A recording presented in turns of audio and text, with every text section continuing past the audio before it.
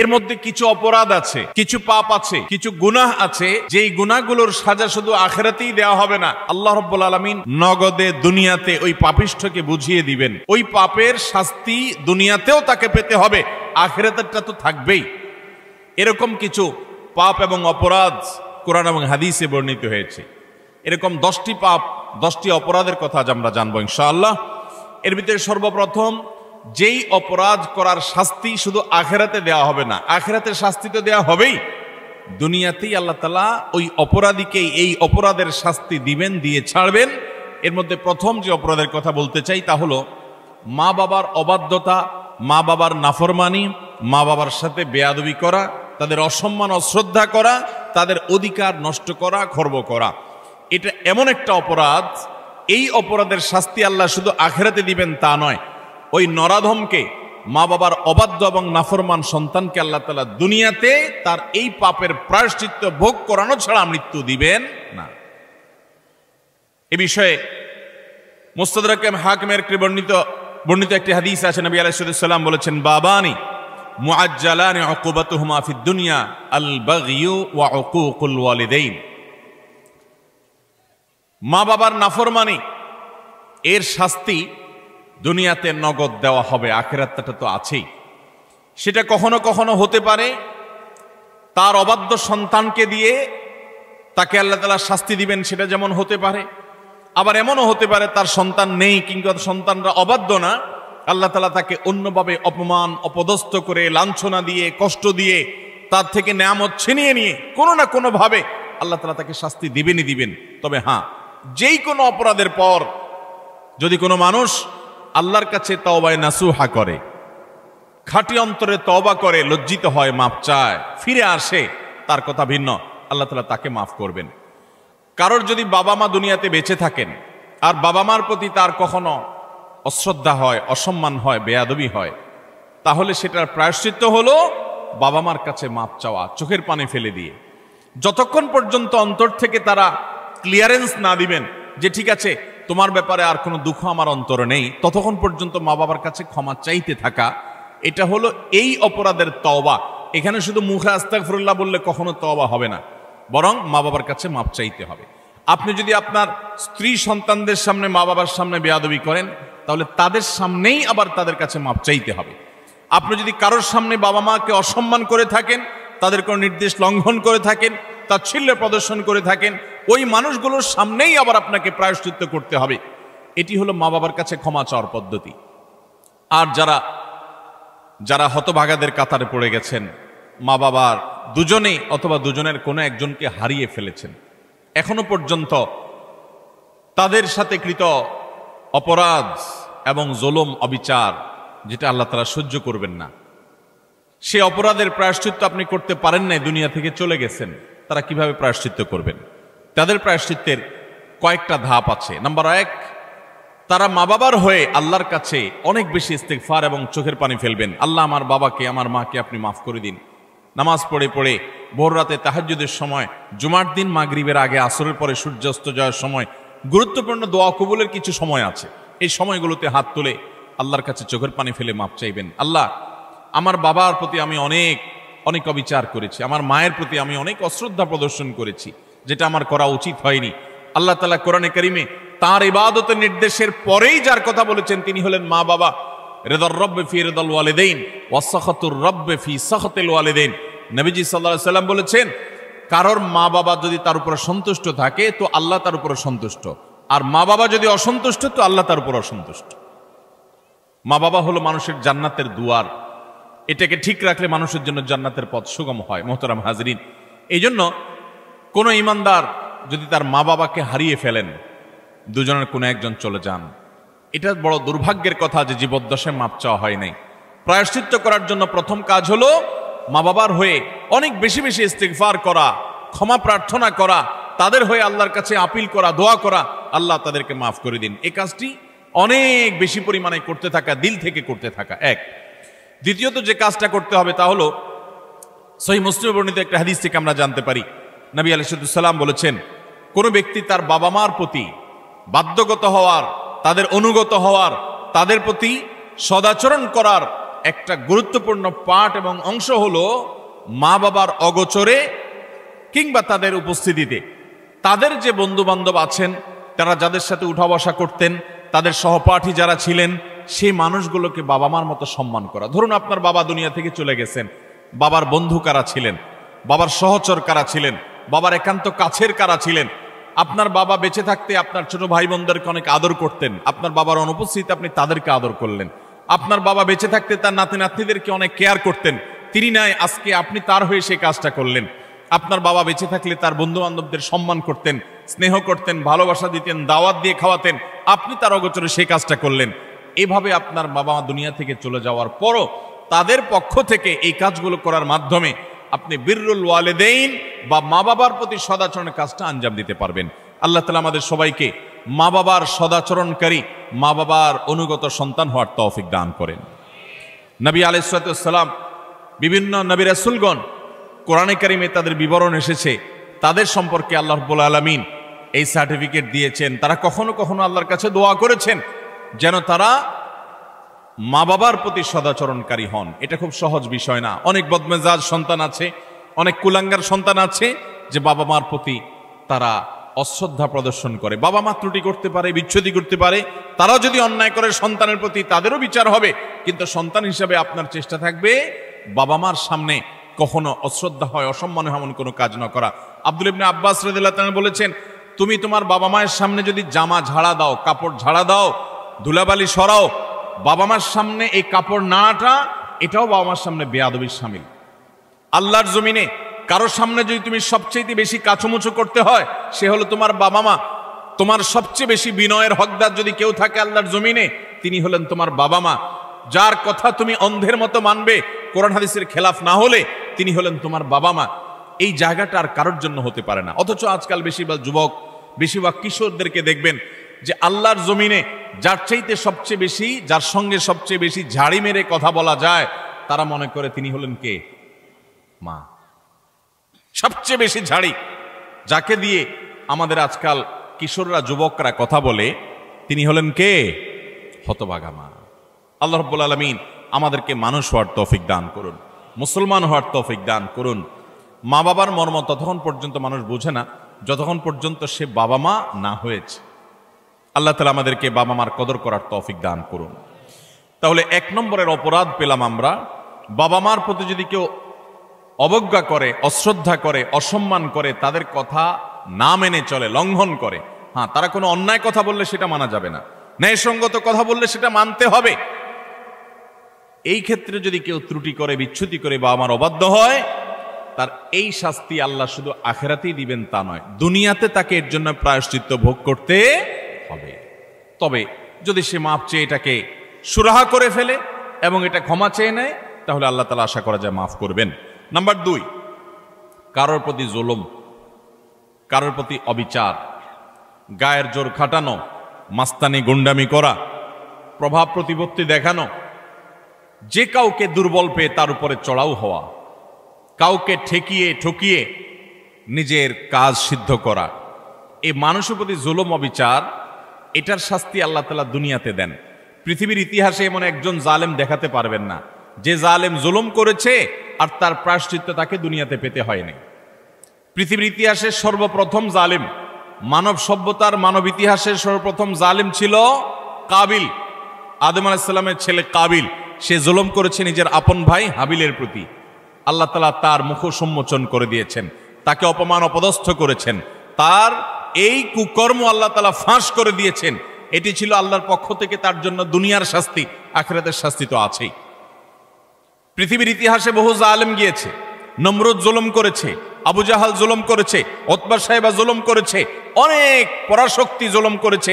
আল্লাহ তাআলা তাদের প্রত্যেককে অপদস্থ করেছেন, অপমান করেছেন, তাদের মুখ সম্মোচন করেছেন, তাদের শাস্তি দিয়েছেন। তবে আল্লাহ ছাড় দেন, আল্লাহ ছাড় দেন। আল্লাহ বলেছেন, ইন্নামা নুমলি লাহুম, আমি ছাড় দিয়ে রাখি, ইন্না কাইদি মাতিন। ছাড় দেওয়ার পরে যখন ধরি, সে ধরাটা হয় বড় শক্ত, সেটা থেকে বাঁচার কোনো উপায় থাকে। জুলুম এমন অপরাধ, কোন মুসলমান যদি কোনো হিন্দুর প্রতি জুলুম করে, কোন নামাজি মানুষ যদি কোনো বেনামাজির প্রতি জুলুম করে, কোন ধার্মিক মানুষ যদি কোনো অধার্মিক মানুষের প্রতি জুলুম করে, তারপরও আল্লাহ তাআলার সাহায্য ওই মাজলুমের প্রতি থাকে, হোক সে অমুসলিম, হোক সে অন্য ধর্মের মানুষ, কারণ জুলুমকে আল্লাহ কখনো সহ্য করেন। ভাইরা আমার, পশু পাখি তাদের কোনো জান্নাতও নাই, জাহান্নামও নাই। পশু পাখির কোনো জান্নাত জাহান্নাম আছে? তাদের কোনো ইবাদত বন্দেগী আছে? আল্লাহ তাআলা কিয়ামতের দিন গরু ছাগলকে জিজ্ঞাসা করবেন, তোমার যৌবনকাল কিভাবে কাটাইছো? ঘাস খায় কাটছো নাকি শুয়ে শুয়ে কাটছো? আল্লাহ জিজ্ঞাসা করবেন। জিজ্ঞাসাবাদ হবে মানুষের এবং জিনের। পশু পাখির কোনো জিজ্ঞাসাবাদ হবে? পশু পাখির আল্লাহ জিজ্ঞাসা করবেন, ঘাস বেশি খাইছো কিনা, অপচয় করছো কিনা? তোমার মালিক তোমাকে ঘাস খাইতে দিছে, অর্ধেক খাইছে আর অর্ধেক ফালাইছো, অপচয় করছো, জবাব দাও। এরকম কোনো কথা আছে হাদিস কোরআনে? নাই। তাদের কোনো বিচার নাই। কিন্তু জুলুম এমন অপরাধ, পশু পাখি পর্যন্ত একজন আরেকজনের প্রতি জুলুম করে। একটা গরু অন্য গরুটার উপরে চড়াও হয়ে তাকে আক্রমণ করে রক্তাক্ত করে ফেলেছে, গায়ের জোর ছিল। একটা ছাগল শিং ছিল আর একটা শিং ছিল না, যার শিং ছিল সে শিং দিয়ে গুতগুতি করে অন্য আরেকটা ছাগলকে আহত করেছে, আঘাতপ্রাপ্ত করেছে। একটা মোরগ অন্য মোরগের প্রতি অবিচার করেছে। নবী করিম সাল্লাল্লাহু আলাইহি সাল্লামের সুস্পষ্ট হাদিস পাওয়া যায়, কিয়ামতের ময়দানে এই পশুগুলোকে আল্লাহ তাআলা মাটি হওয়া থেকে আবার পুনরায় সৃষ্টি করবেন এবং দুনিয়াতে যে যার প্রতি অবিচার করেছে সেই অবিচারের বিচার আল্লাহ করবেন। যে এখন তুমি যে দুর্বল ছিল সে সবল যে তার প্রতি জুলুম করেছে, তার প্রায়শ্চিত্ত স্বরূপ তাকে সে গুঁতো মারবে এবং এর শাস্তি পাবে। এরপর আল্লাহ বলবেন, কুনু তুরাবা, তোমরা আবার মাটি হয়ে যাও, আবার তারা মাটির সাথে মিশে যাবে। অর্থাৎ তাদের কোনো বিচার নেই। কিন্তু পশু পাখিও যদি একে অন্যের প্রতি জুলুম করে, আল্লাহ রাব্বুল ইজ্জত তার বিচার কিয়ামতের ময়দানে করবেন। তাহলে মানুষের জুলুম এটা কত জঘন্য হতে পারে, কত ভয়াবহ হতে পারে। কোরআনে কারিমে আল্লাহ তাআলা বলেছেন, ওমা রাব্বুকা বিযাল্লামিল লিল আবিদ, তোমার রব আল্লাহ তিনি বান্দার প্রতি কোনো জুলুম করেন না। আল্লাহ হাদিসে কুদসিতে বলেছেন, ইন্নী হারামতু যুলমা আলা নাফসি, আমি আল্লাহ বলেছেন তিনি আল্লাহ, তিনি তার নিজের প্রতি নিজে জুলুমকে হারাম করে দিয়েছেন। আল্লাহর উপরে কোনো হালাল হারাম করার কেউ আছে? হালাল হারাম করবে তো তিনি, যিনি মহান সৃষ্টিকর্তা, তিনি নিজে সৃষ্টিকর্তা। তাকে আবার হালাল হারাম বাতাবে কে? তার জন্য কোনো বিধিনিষেধ তো থাকার কথা নয়, কিন্তু তিনি নিজের প্রতি নিজে এটা আরোপ করেছেন যে আমি জুলুমকে আমার উপরে হারাম করে দিয়েছি। আজ সমাজের চতুর্দিকে তাকালে দেখবেন এই ভয়াবহ অপরাধ।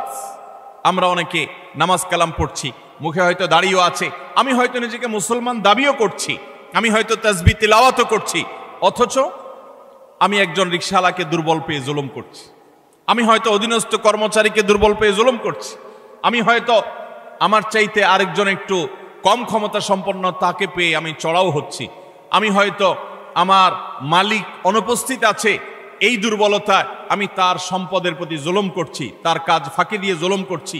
এভাবে চতুর্দিকে দেখবেন জুলুমের এক মহোৎসব চলছে। আল্লাহ রাব্বুল আলামিন কোরআনে কারিমে পরিষ্কারভাবে জানিয়েছেন যে জুলুম যদি কেউ করে, এই জুলুম চুল পরিমাণও যদি করা হয় এর বিচার আল্লাহ তাআলা করবেন। আখিরাতে শুধু বিচার হবে তা নয়। আমরা যে হাদিসটি আবু দাউদ এবং তিরমিজিতে পাই, সেই হাদিসে নবী সাল্লাল্লাহু আলাইহি ওয়াসাল্লাম বলেছেন, মা মিন যামবিন আজদারু আই ইউআজ্জিলাল্লাহু লিসাহিবিহি আল উকুবা ফিদ দুনিয়া মা মা ইয়াদখিরুহু ফিল আখিরাহ মিসলাল বাগয়ি ওয়া কাতিআতির রাহম। জুলুম এবং অবিচার যদি কেউ করে তো এর শাস্তি আখিরাতে যা আল্লাহ রেখেছেন তা তো হবেই, দুনিয়াতে নগদ শাস্তি ভোগ করা ছাড়া মানুষ পা নাড়াতে পারবে না। একজন জালিম দেখাতে পারবেন না যে জালিম জুলুম করতে করতে হাসতে হাসতে দুনিয়া থেকে চলে গেছে, তার ভেতরে ত্রাস সৃষ্টি হয়েছে, কোনো না কোনো ভাবে আল্লাহ তাআলা তার জীবনটাকে জীবন্ত জাহান্নাম করেছেন, অথবা অপমান অপদস্থ করেছেন, বা ভেতরে ভেতরে শাস্তি দিয়েছেন। এই শাস্তি ভোগ করা ছাড়া কোনো জালিম যেতে পারে না। এই জন্য ভাইরা আমার, কারোর প্রতি যদি জুলুম হয়, বিশেষ করে আমাদের তরুণ বন্ধুদেরকে আমরা বলি যে কয়েকজন বন্ধু যখন একসাথ হন শরীরের মধ্যে একটা ভাবসাব চলে আসে। কয়েকজন কলেজে পড়ুয়া বন্ধু, আজকাল কলেজে পড়া লাগে না, এখন কিশোর গ্যাং বাইর হইছে, পুস্কে পুস্কে 4-5 জন একসাথে হয়ে গেলেই মাস্তান হয়ে যায়, ঠিক না বে ঠিক? 4-5 জন একসাথে হলে শরীরে একটা ভাবসাব চলে আসে। একা একা যদি চায়ের দোকানে যান তো আস্তে করে খুব নরম সুরে বলেন, মামু 1 কাপ চা দেন। আর যখন 4-5 জন 6-7 জন একসাথে যান তো শরীরে ভাব চলে আসে। একবারে বেশি 2বার যদি ডাকা লাগে ওই টি বয়কে, ওই কর্মচারী বেচারাকে, তখন তার দিকে তেড়ে যান, শক্ত কথা বলেন, জোরে আওয়াজ করেন, ভাবখানা এমন যে আপনি কি হুনুরু হয়ে গেছেন। গাড়িতে উঠেছেন, বাসে উঠেছেন, কয়েকজন মিলে উঠেছেন, তো মনে হচ্ছে যে কিছু একটা বাসে উঠে গেছে, কোনো একটা হাইওয়ান জন্তু উঠে গেছে, এরকম একটা ভাবচক্কর, ঠিক না ভাই? ঠিক ভাইরা আমার, কয়েকজন মিলে শক্ত আছেন, একজন রিক্সাওয়ালা হয়তো 10 টাকার জায়গায় 15 টাকা চাইছে, 1 টাকাও দিলেন না, পুরো টাকা না দিয়ে চলে গেছেন, বেচারা ফেল করে চেয়ে আছে, কিছু বলার ক্ষমতা নাই। মনে রাখবেন, এর সবগুলো আল্লাহর খাতায় লেখা হচ্ছে। একটি পাপ এমন নাই, একটি জুলুম নাই যে জুলুম আল্লাহর খাতায় লেখা হচ্ছে না। নবী করিম সাল্লাল্লাহু আলাইহি ওয়াসাল্লাম সেজন্য বলেছেন, সেদিন আসার আগে নিজেদের এই সকল মামলাগুলোকে নিষ্পত্তি করে ফেলো, মানুষের অধিকারগুলো দিয়ে ফেলো, যাদের প্রতি জুলুম করেছ মাপ চেয়ে সেগুলোকে ক্ষমা চেয়ে সবগুলাকে চূড়ান্তভাবে নিষ্পত্তি করে ফেলো। যেদিন এগুলোর বিচার যখন আল্লাহ শুরু করবেন তখন কাউকে ছাড় দিবেন না। নবী সাল্লাল্লাহু আলাইহি ওয়াসাল্লাম বলেছেন, আতাদরুনা মানিল মুফলিস, তোমরা কি জানো সবচেয়ে বড় ভিখারিকে, অভাবীকে? সাহাবীরা বলেছেন, আল মুফলিসু ফিনা মান লা দিনারাহু ওয়া লা দিরহামা, হে আল্লাহর রাসূল, আমাদের মধ্যে যার টাকা পয়সা নাই সেই তো অভাবী, আমরা জানি। নবীজি সাল্লাল্লাহু আলাইহি ওয়াসাল্লাম বলেছেন, আরে সেই অভাবী আসল অভাবী না, আসল অভাবীর পরিচয় তাহলে শুনো। একটা লোক দুনিয়াতে অনেক কোরআন তেলাওয়াত করেছে, অনেক তাসবিহ জপেছে, অনেক হজ উমরা করেছে, অনেক বেশি ইবাদত বন্দেগী করেছে, অনেক নফল নামাজ পড়েছে, নফল রোজা রেখেছে, অনেক দান সাদাকা করেছে, অনেক ভালো কথা মানুষকে শুনিয়েছে, অনেক মাহফিলে সে গিয়েছে, অনেক ভালো কাজে সহযোগিতা করেছে, হাজী সাহেব গাজী সাহেব হয়েছে, সবই ঠিক আছে। কিন্তু এত বিশাল পরিমাণ আমলের পাহাড় নিয়ে আল্লাহর কাছে তিনি হাজির হয়েছেন, তার আশা এত আমল করে আসছি, জান্নাত আমার ঠেকাবে কে? কিন্তু দেখা গেল দুনিয়াতে তার জীবদ্দশায়, কৈশোর বয়সে, যৌবনে, প্রাপ্তবয়স্কে, বৃদ্ধ বয়স্কে, বিভিন্ন পর্যায়ে এসে সে কখনো কাউর প্রতি অত্যাচার করেছে, অবিচার করেছে, কাউকে ঘাট ধাক্কা দিয়েছে, কাউকে একটা ঘুষি দিয়েছে, কাউকে একটা গালি দিয়েছে, কাউর প্রতি অবিচার করেছে, কারোর প্রতি জুলুম করেছে, কখনো কাজের বুয়ার প্রতি করেছে, কখনো ড্রাইভারের প্রতি করেছে, কখনো অধীনস্থের প্রতি করেছে, কখনো আপন ভাইয়ের প্রতি করেছে, কখনো আপন বোনের প্রতি করেছে, কখনো নিজের স্ত্রীর প্রতি করেছে, কখনো হয়তো সন্তানের প্রতি করেছে, নানামুখী মানুষের প্রতি জুলুম করেছে।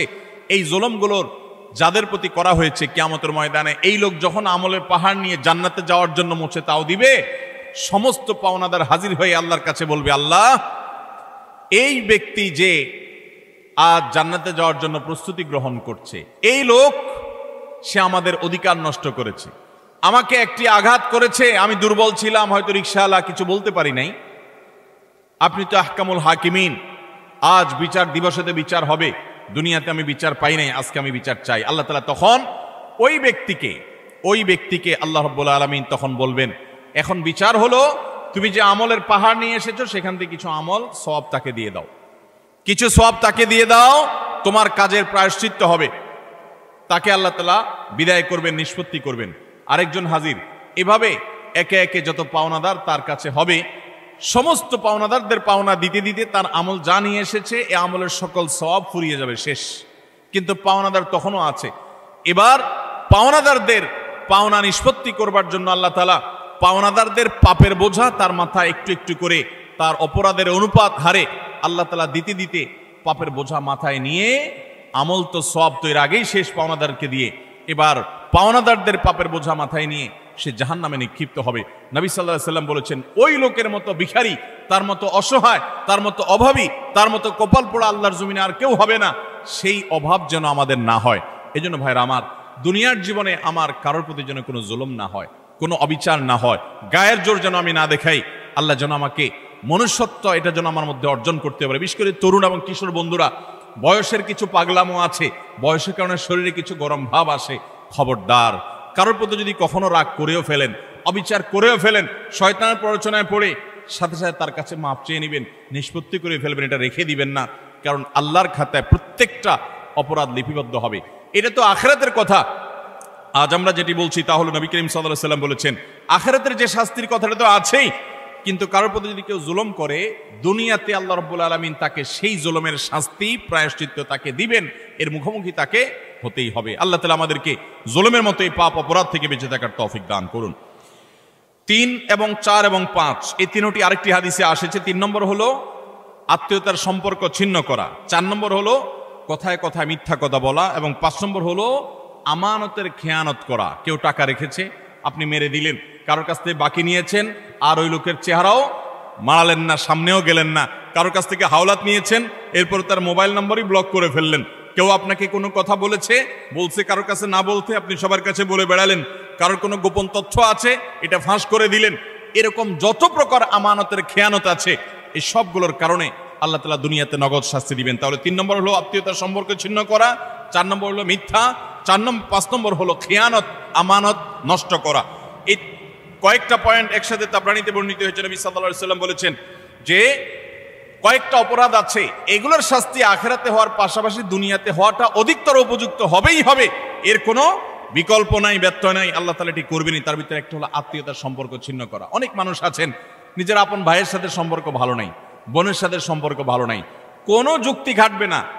আপনার ভাই খারাপ এই যুক্তি দিবেন, বোন খারাপ সে যুক্তি না, সে খারাপ আপনি তো খারাপ হবেন না, আপনাকে তো ভালো হতে হবে। আপনি নিজে থেকে তার প্রতি সদাচরণ করার চেষ্টা করবেন, আপনি তার সাথে নিজে থেকে উইলিংলি মিশতে যাবেন, তার কল্যাণ চাইবেন, তার জন্য দোয়া করবেন। হ্যাঁ, তার সাথে মিশতে গেলে সে ক্ষতি করে, সে মামলা মোকদ্দমা করে, সে শত্রুতা করে, তাহলে ভিন্ন কথা, আপনি যান বাঁচানোর জন্য দূরে থাকতে পারবেন। কিন্তু আত্মীয়তার সম্পর্ক রক্ষা করা সুন্নত না নফল? আত্মীয়তার সম্পর্ক রক্ষা করা কি নফল কাজ না সুন্নত কাজ? ফরজ।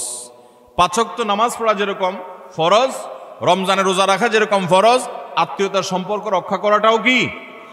অনেক মুসলমান এটা জানেন না। আপনার ভাই বোন, তার সাথে আপনার সুসম্পর্ক বজায় রাখতে হবে। আত্মীয়ের তালিকায় রক্ত সম্পর্কীয় যাদের সাথে আপনার ব্লাডের কানেকশন আছে, এই রক্ত সম্পর্কীয় আত্মীয়দের মধ্যে সবচাইতে অবহেলিত আত্মীয়ের নাম হলো ফুফু। সবচাইতে অবহেলিত আত্মীয়ের নাম কি? ফুফু। কজন বলতে পারবেন যে ফুফুর সাথে নিয়মিত যোগাযোগ করেন? যাদের ফুফু আছে কজন যোগাযোগ বলতে পারবেন? অল্প কয়েকটা হাত উঠছে।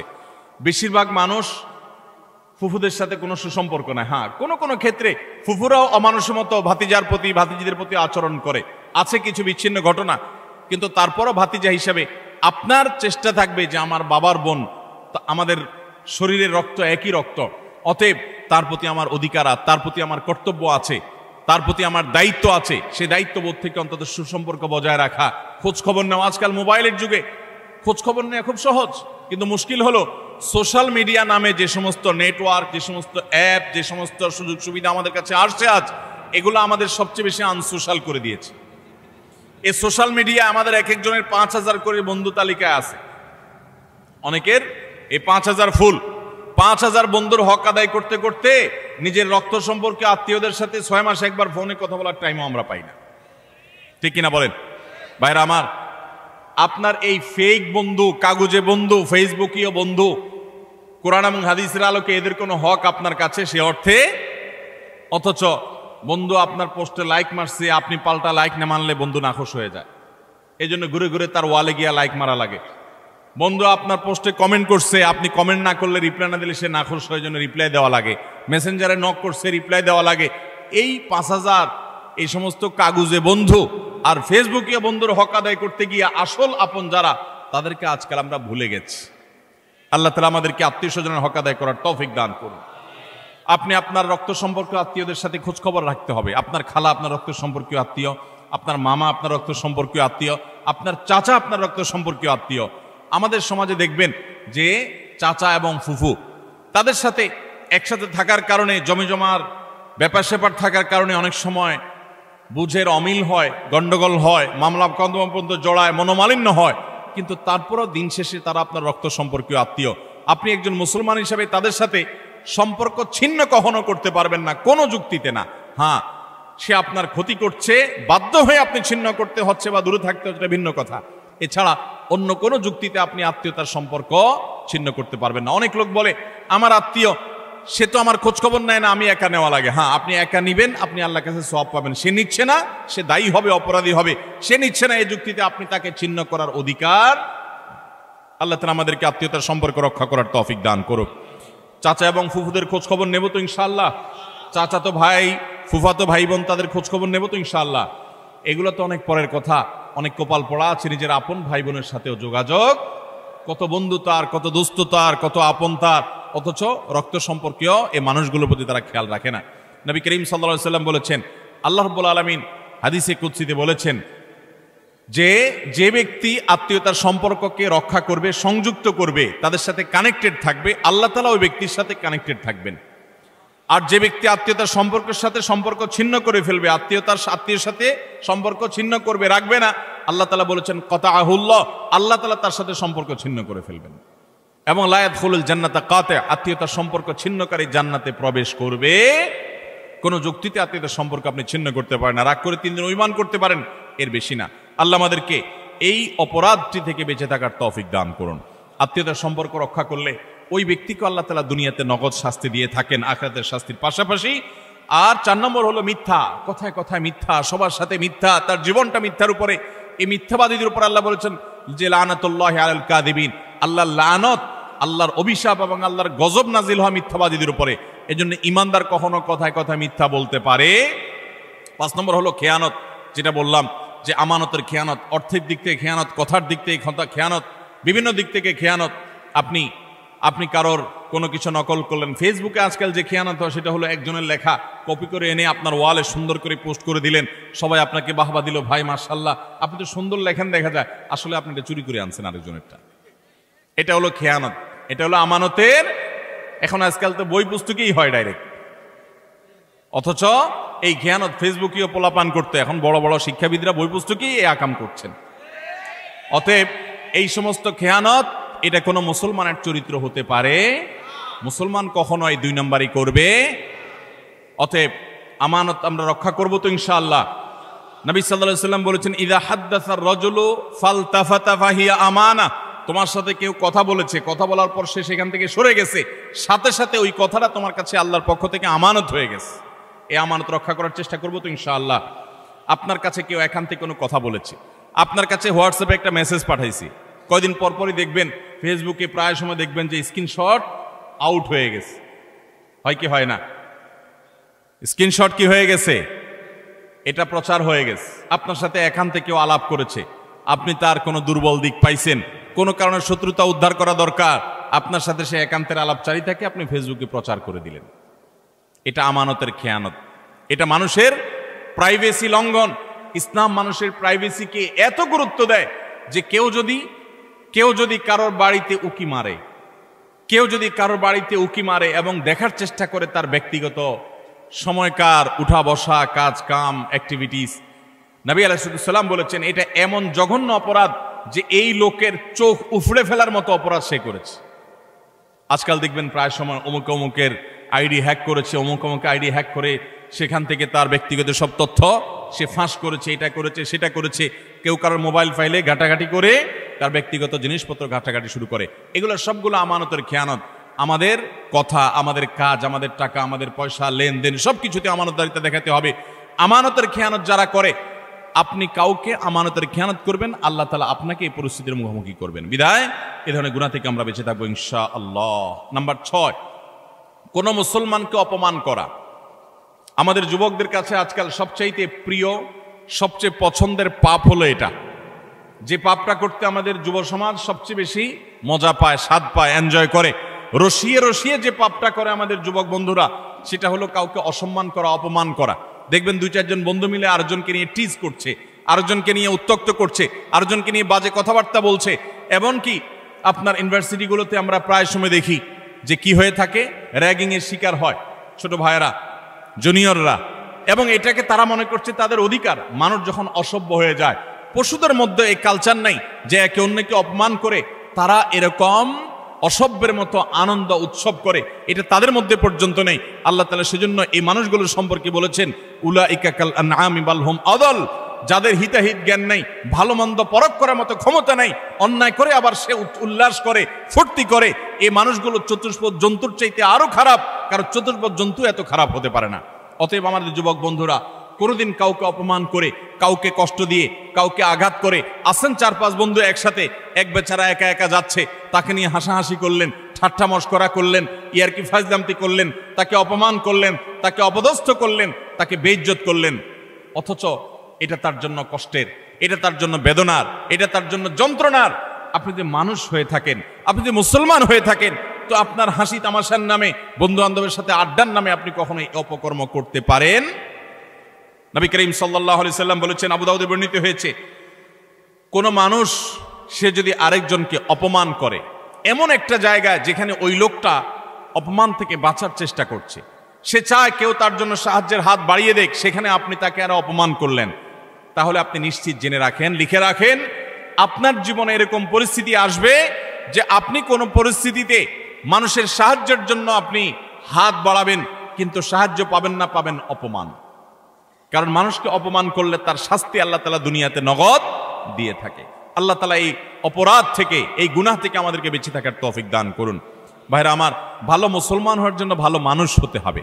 আপনি কয়েক বন্ধু মিলে একসাথে হাসি ফুর্তি করতে পারেন, আনন্দ তামাশা করতে পারেন, খেলাধুলা করতে পারেন, ক্রীড়া কৌতুক করতে পারেন, শরিয়ার সীমানায় থেকে আপনি সেটা করতে গিয়ে কাউকে নিয়ে আপনি হাসাহাসি করতে পারেন। একটা মেয়ে হাঁটে হেঁটে যাচ্ছে, আপনি দেখে ওই মেয়েটাকে শুনিয়ে শুনিয়ে এমন কথা বললেন যে কথা শুনে মেয়েটার মানসিকভাবে আঘাতপ্রাপ্ত হচ্ছে, আপনি তাকে অপদস্থ করছেন, নোংরা কথা বলছেন। যুবকদের মধ্যে এই রোগ আছে না নাই?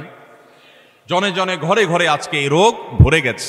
ভাইরা আমার, আল্লাহ আপনাকে বিবেক দিয়েছেন, আপনি আনন্দ অবশ্যই করতে পারেন, আপনি অবশ্যই কৌতুক করবেন, আপনি অবশ্যই ক্রীড়া করবেন, আপনি অবশ্যই রসিকতা করবেন, বন্ধুদের সাথে মজা করবেন, কিন্তু আপনার মজা আরেকটা মানুষের কষ্টের কারণ, আপনার মজা আরেকটা মানুষের অপমানের কারণ হতে পারে না। আপনার বিবেককে জিজ্ঞাসা করুন, কোনো পশু এত নিচে নামে না। আল্লাহ তাআলা আমাদের যুবকদেরকে সঠিক এবং সুন্দর পথে চলার তৌফিক দান করুন।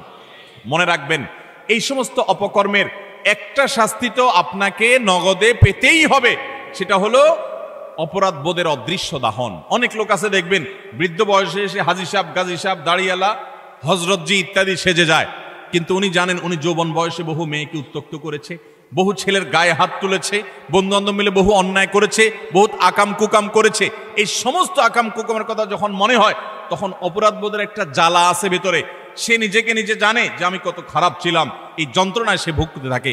আর যারা যৌবনকালে এই সমস্ত অন্যায় এবং পাপাচার থেকে বেঁচে থেকে তাদের যৌবনকে পরিচ্ছন্ন করে, পড়াশোনা করে, কেরিয়ার গড়ে তোলে, সামাজিক কর্মকাণ্ড করে, বন্ধু বান্ধব মিলে ক্রীড়া কৌতুক করে, শরিয়ার সীমানার মধ্যে থেকে কারোর প্রতি অবিচার অন্যায় করে না, তাদের এই জীবনের সবচেয়ে নগদ আল্লাহ তাআলার পক্ষ থেকে যে পুরস্কার আছে, তাহলে মানসিকভাবে সে ফিল করে যে আমি অন্যায় করি নাই, আমি অবিচার করি নাই, আমি যৌবন বয়সে ভালো কিছু কাজ করতে পেরেছি। আল্লাহ আমাদেরকে যৌবনকালে ভালো কোনো কাজ করার তৌফিক দান করুন।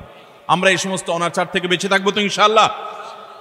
আজকাল যুবকদেরকে দেখবেন, প্রায় সময় দেখবেন রোস্টিং ভিডিও বানায়। ভিডিওর নাম কি? Roasting video. রোস্টিং ভিডিও মানে কি? একজনকে রোস্ট করে। এতদিন আমরা শুনছি মুরগি রোস্ট করে, এখন পোলাপান কি রোস্ট করে? মানুষ রোস্ট করে।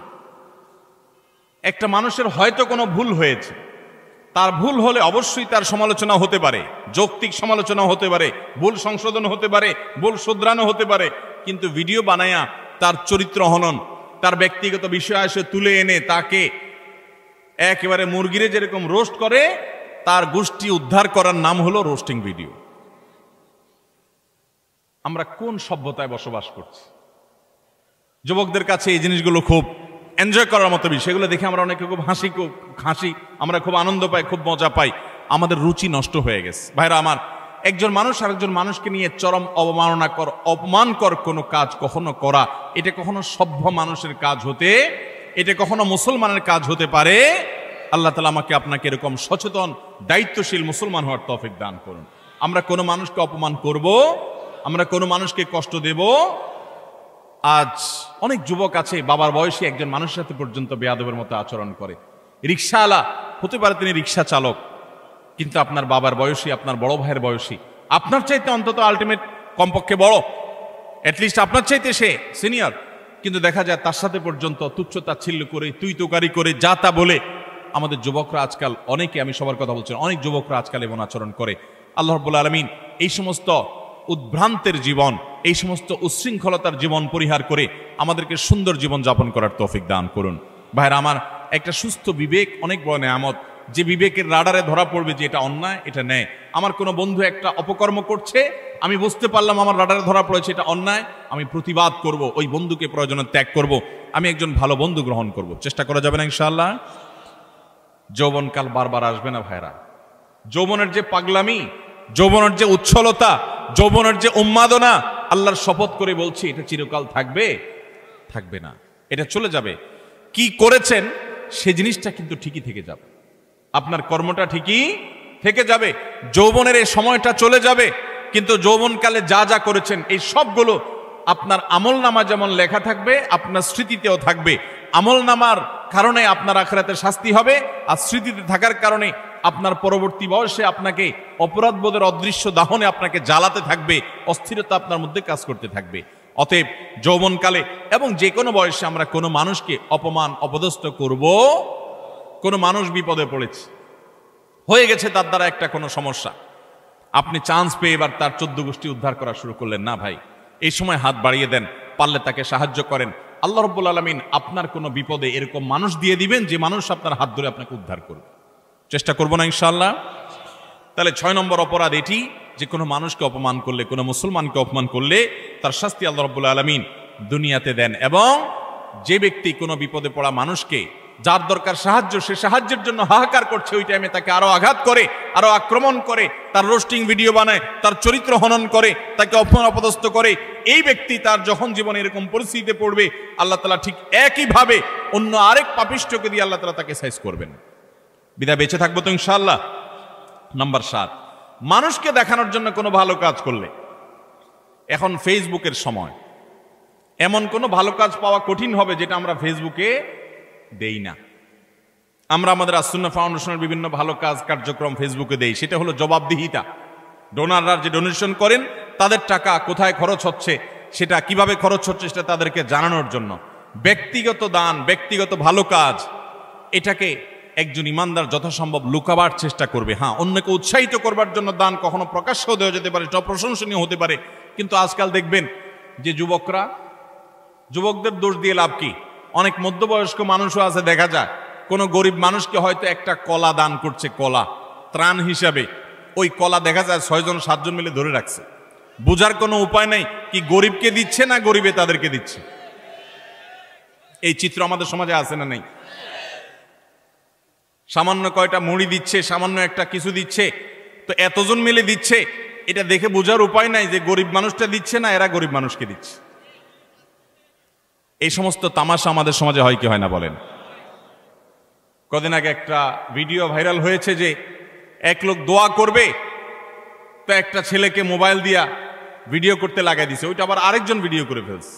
এবার সে হাত তুলে কাঁদতেছে, কান্দা শেষ, মোবাইল অফ করে ভিডিও ফেসবুকে ছেড়ে দিস। ভাইরা আমার, ওমরা করতে গেলে, কোন একটা ভালো কাজ করতে গেলে সেলফি সেলফি সেলফি ছাড়া কিচ্ছু।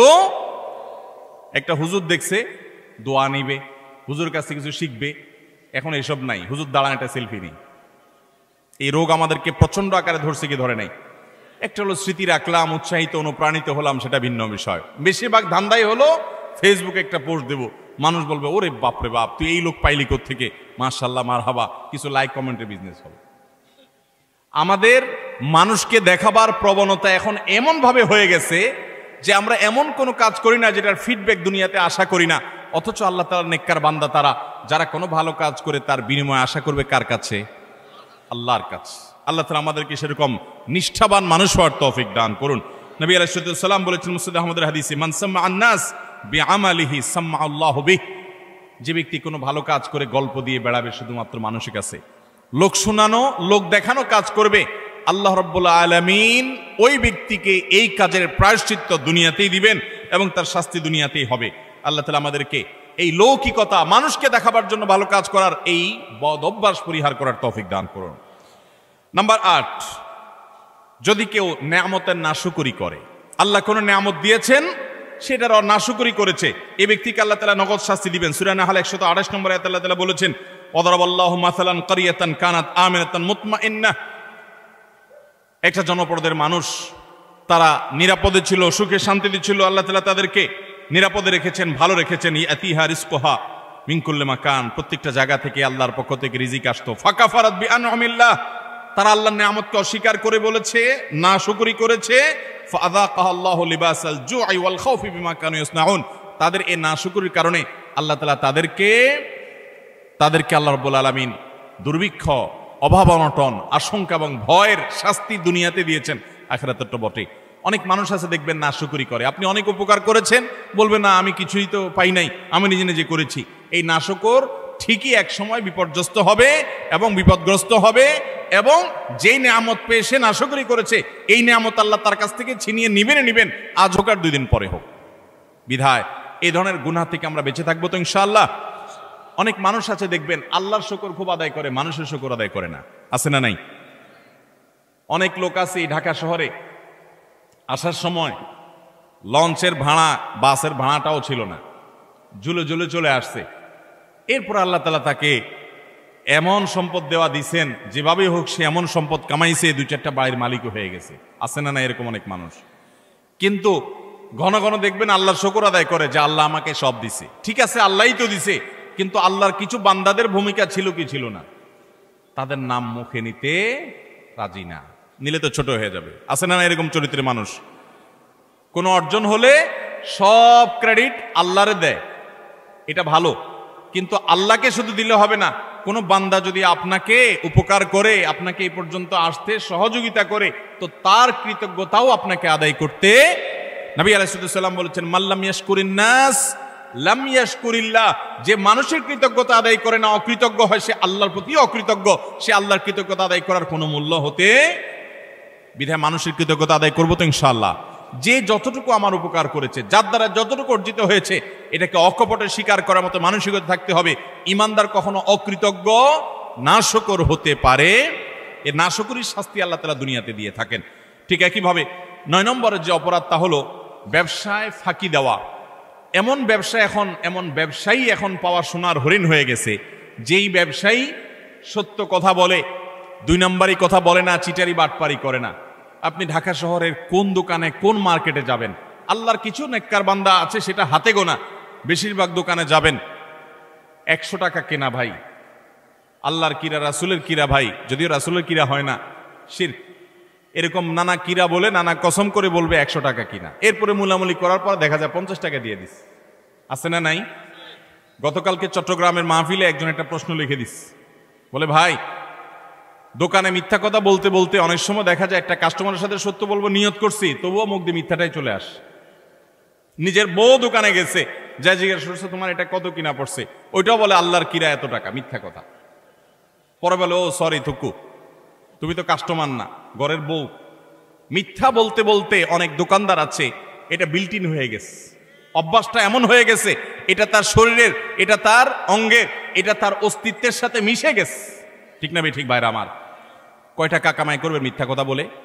মিথ্যা কথা বলে যে টাকা কামাই করবেন, এগুলো দুনিয়া থেকে নিয়ে যেতে পারবেন? কাফনের কাপড়ের পকেট আছে? পকেটও নাই, নিয়ে যেতেও পারবেন?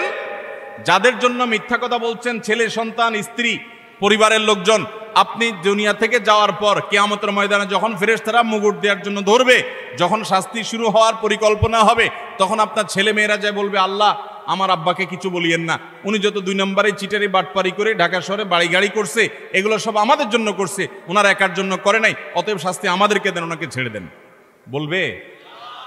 আল্লাহ কোরআনে উল্টাটা বলেছেন, ইয়াউমা ইয়াফিরুল মারউ মিন আখিহি ওয়া উম্মিহি ওয়া আবিহি ওয়া সাহিবাতিহি ওয়া বানি। সেদিন মানুষ বাপকে দেখে সন্তান আরেক দিকে পালাবে, যে বাপ দেখা হলে যদি আমাকে আটকায়, যে তোদের জন্য অনেক কিছু করছি, আজকে আমি ফাঁসে গেছি। স্বামীকে দেখে স্ত্রী, স্ত্রী দেখে স্বামী পালাবে, বন্ধুকে দেখে বন্ধু পালাবে।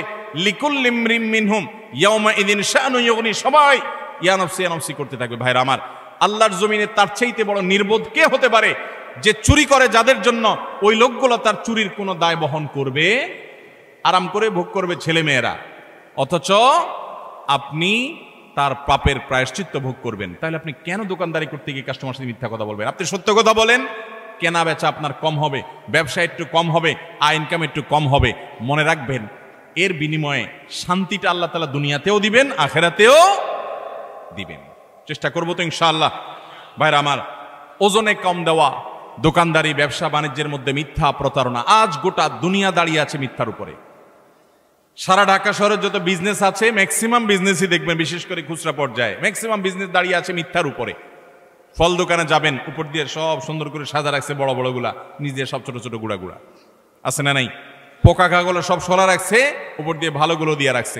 নবী করিম সাল্লাল্লাহু আলাইহি সাল্লাম একবার বাজারে গেলেন, গিয়ে দেখলেন যে এক লোক গমের স্তূপ নিয়ে বসে আছে, গম বিক্রি করছে।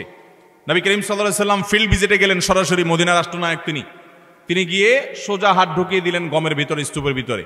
সন্দেহ হলো তার, দেখলেন যে ভেতরে সব ভিজা গম, এটা ওজনে ভারী হবে আর শুকনাগুলো ওজনে কম হবে, পরিমাণে বেশি হবে সেখানে, তো ভিজাটার দাম কম হবে।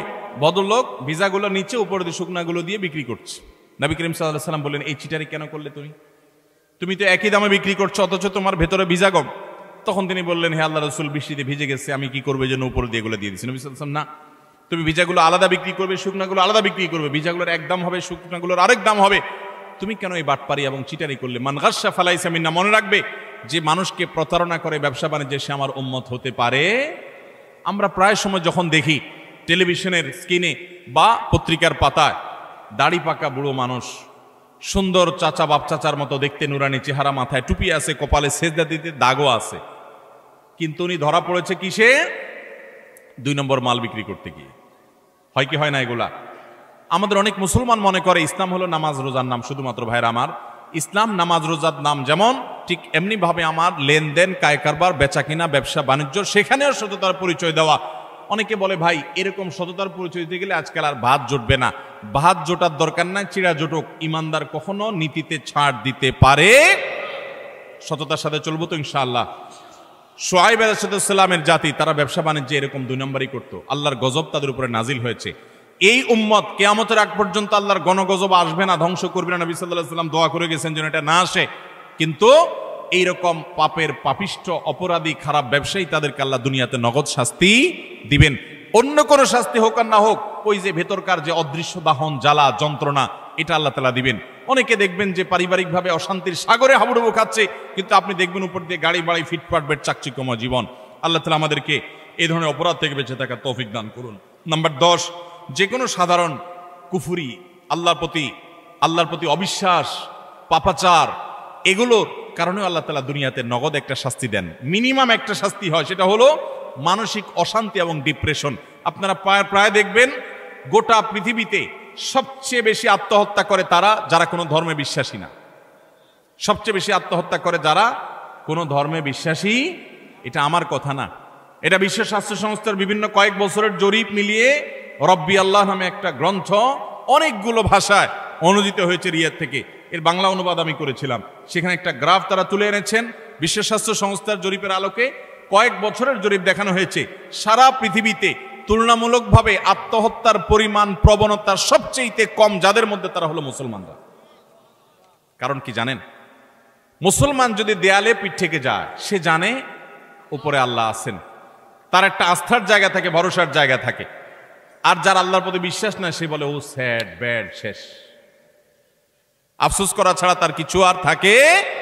যালিকা বিআন্নাল্লাহা মাওলাল্লাযীনা আমানু ওয়া আন্নাল কাফিরিনা লা মাওলা লাহুম। আল্লাহ হলেন ঈমানদারদের অভিভাবক, আর কাফেরদের কোনো অভিভাবক থাকে। অতএব ভাইরা আমার, যে কোনো পাপের একটা নগদ শাস্তি হলো মানসিক অশান্তি, মানসিক যন্ত্রণা। আপনি দেখবেন যারা আত্মহত্যা করে মারা যায়, প্রায় সময় দেখবেন এই যে কিছুদিন আগে, গত বছর সম্ভবত, একজন প্রতিষ্ঠিত একজন নায়ক, তার শ্বশুর আত্মহত্যা করে মারা গেলেন। কিসের অভাব বলেন? টাকা আছে, পয়সা আছে, গাড়ি আছে, হ্যাঁ কিছু দেনা হয়েছেন, কিছু পেরেশানি হয়েছে, এটা তো অনেক গরিব মানুষের হয়, অনেক ইমানদারের হয়। কিন্তু বেশিরভাগ ক্ষেত্রে দেখবেন ডিপ্রেশন, আর ডিপ্রেশন ছাড়া কিছু নাই। ঘুম আসে না, মদ খাওয়া ছাড়া ঘুম আসে না, ওষুধ খাওয়া ছাড়া ঘুম আসে না। অথচ ভোগের যত উপকরণ সব তার হাতের কাছে আছে, মদের বোতলও তার কাছে আছে, নর্তকীও তার সামনে আছে, অন্যায়, পাপাচার এবং উচ্ছলতা এটা করার যত মাধ্যম আছে সব তার হাতের কাছে আছে, কিন্তু শান্তি জিনিসটা নাই। মানসিক শান্তি জিনিসটা আল্লাহ রাব্বুল আলামিন কোরআনে কারিমে বলেছেন, আলা বিযিক্রিল্লাহি তাতমাইন্নুল, আল্লাহর জিকির, আল্লাহর আনুগত্যের মধ্যে প্রশান্তি আসে। ভাইরা আমার, সালাহাতুস সঙ্গে বুদি দিল খারাস, আজ মুদে এক জামানা খাকে বাস। পাপ বহুত করেছেন, পাপে মজা আছে আমি জানি। জিনা করেছেন, মাদকের দিকে হাত বাড়িয়েছেন, অন্যায় অনাচার করেছেন, অবৈধ পথে কামাই করেছেন, অনেক টাকা পয়সা করেছেন, কিছু স্বাদ পেয়েছেন আমি জানি। আজ মোদে এক জামানা খাকে বাস। আসুন এবার একটু ভিন্ন স্বাদ আস্বাদন করি। আল্লাহর বাধ্যগত হয়ে, আল্লাহর নাফরমানি ছেড়ে দিয়ে আল্লাহর গোলামের জীবন কিছুদিন পরীক্ষামূলক করে দেখেন, এটার যে স্বাদ দুনিয়াতে ভোগের জীবনে, সেই স্বাদ কখনো পাওয়া যায়? আল্লাহ আমাদের সবাইকে আল্লাহর সমস্ত নাফরমানি থেকে বেঁচে থাকার তৌফিক দান করুন।